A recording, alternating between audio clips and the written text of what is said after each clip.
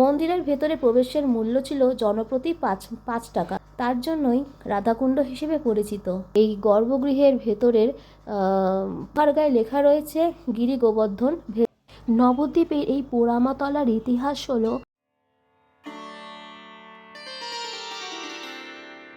সারাদিন অনেক ঘুরলাম, এরপরে কোথায় যাই দেখতে পাবো। এরপর আমি চলে গিয়েছিলাম শ্রী শ্রী বিষ্ণুপ্রিয়া মন্দির, গুপ্ত বৃন্দাবন, গুরুকুঞ্জ। ঢুকতেই মন্দিরের কারুকার্য সবার আগে চোখে পড়ে। অসম্ভব সুন্দর হাতের কাজ, অসম্ভব সুন্দর সেই নকশা, যা দেখলে চোখ জুড়োয়। তোমাদের কেমন লাগছে বন্ধুরা, কমেন্ট বক্সে জানিও। মন্দিরের ভেতরে প্রবেশের মূল্য ছিল জনপ্রতি ৫ টাকা। ৫ টাকার টিকিট কেটে আমরা ঢুকে পড়লাম ভেতরে। ভেতরে ঢুকতেই গোবর্ধন পর্বতের একটি অংশ চোখে পড়ে, যা পরে তোমাদের দেখাচ্ছি। এরপরে ঘুরতে ঘুরতে আমাদের চোখে পড়ল শ্যামকুণ্ড ও রাধাকুণ্ড। কথিত আছে শ্রীকৃষ্ণের অনুরোধে রাধা এই কুণ্ডটি খনন করেন, তার জন্যই রাধাকুণ্ড হিসেবে পরিচিত। বিশেষত এটি রাধাকৃষ্ণের চিরন্তন প্রেম ও লীলার স্থান। এই রাধাকুণ্ড হল তীর্থস্থানের মধ্যে সবথেকে পবিত্রতম স্থান। রাধাকুণ্ডের পাশেই বিরাজ করে শ্যামকুণ্ড, যা কৃষ্ণের পুকুর হিসেবেই পরিচিত। এই শ্যামকুণ্ড ও রাধাকুণ্ড, এই উভয় কুণ্ডই রাধাকৃষ্ণের চিরন্তন প্রেম ও লীলার স্থান হিসেবে পরিচিত। এরপর আমরা ঘুরতে ঘুরতে ঢুকে পড়েছিলাম শ্রী বিষ্ণুপ্রিয়া মাতা ও মহাগৌরাঙ্গের প্রতীকের কাছে। এই গর্ভগৃহটা ভেতরে আমরা দেখতে পাই গৌরাঙ্গ ও বিষ্ণুমাতা দুজনে একসঙ্গে বসে আছেন সিংহাসনে।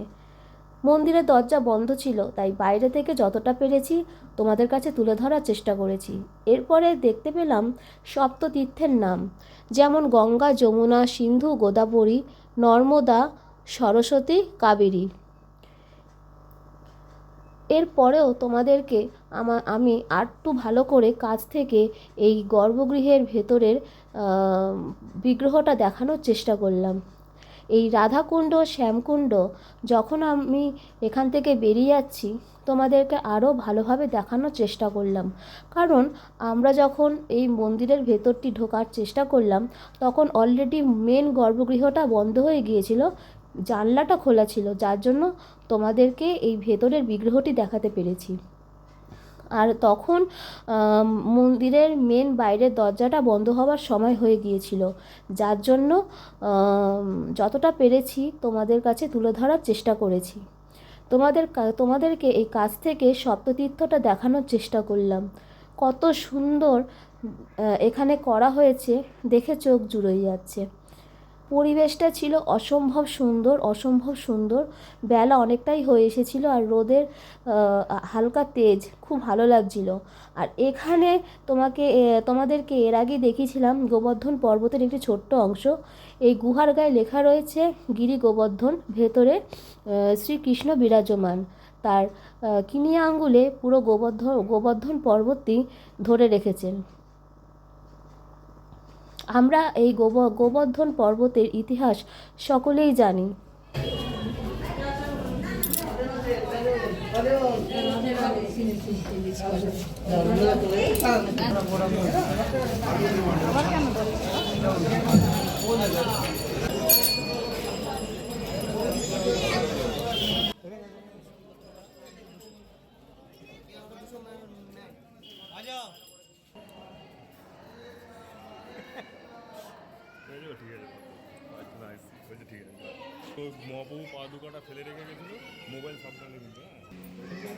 এরপরে চলে গিয়েছিলাম শ্রী শ্রী গৌরাঙ্গেশ্বরী মন্দিরের ভেতরে। এখানে মেন আকর্ষণ হলো মহাগৌরাঙ্গ, তিনি নিজস্ব পাদুকা ফেলে রেখে গেছিলেন 500 বছর আগে। শেষ জীবনে এই পাদুকা তিনি রেখে গিয়েছিলেন, আর এই পাদুকায় পুজো হয়, নিত্য পুজো করা হয়।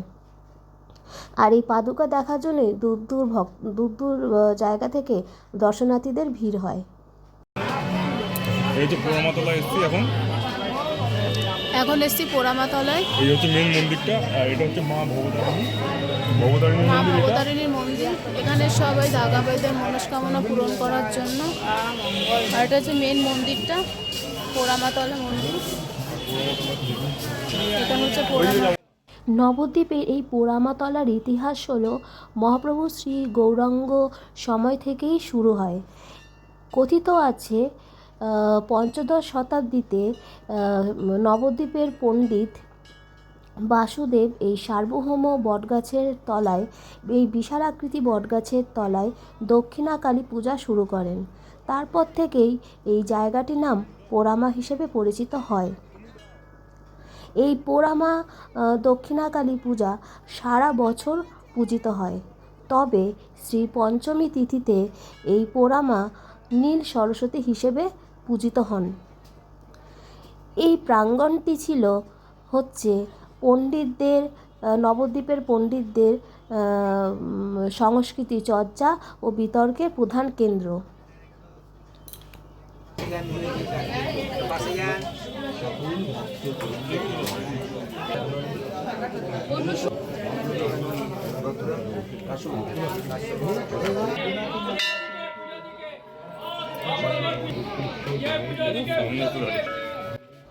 তারপর পুজো দিয়ে আমরা এখানে ধূপকাঠি মোমবাতি জ্বালিয়ে মায়ের কাছে প্রার্থনা জানিয়ে আমরা মন্দিরটা চারদিকে ঘুরতে শুরু করি।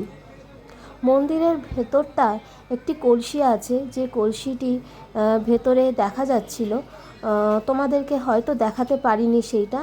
সেইখানে আসলে পুজো করা হয় এবং এই বটগাছটি ভীষণ জাগ্রত। এখানে মায়ের কাছে যা মনের আশা কষ্ট জানানো হয়, মা সেগুলি পূরণ করেন।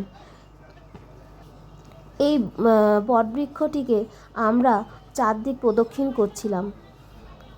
বিশাল বড় বটগাছ, এই বটগাছের নিচে অনেক সিঁদুর থাকে। এই মায়ের কাছে মায়ের নিবেদন করা এই সিঁদুর অনেকেই মাথায় দেয় স্বামীর দীর্ঘায়ু কামনায়।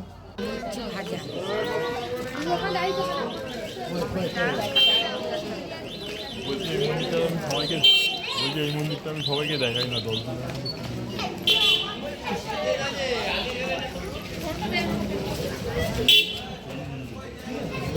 মন্দির আসো দেখি এখান মন্দিরটা ঠিক আছে।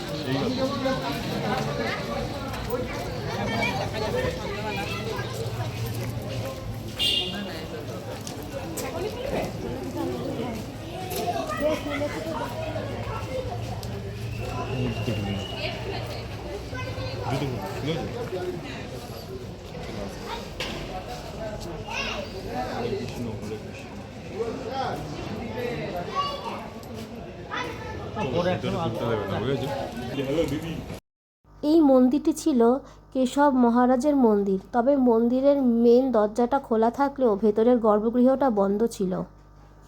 পুরো নবদ্বীপের তীর্থস্থানগুলো ঘুরে নিয়ে তারপর আমরা সন্ধেবেলায় বাড়ি ফেরার জন্য তৈরি হচ্ছিলাম। তোমাদের কেমন লাগলো বন্ধুরা? হরে কৃষ্ণ, রাধে রাধে, সবাই ভালো থেকো। তো এখন ঘড়ি হচ্ছে 9:15, এই যে 9:15 এখন বাড়িতে এসে পৌঁছালাম।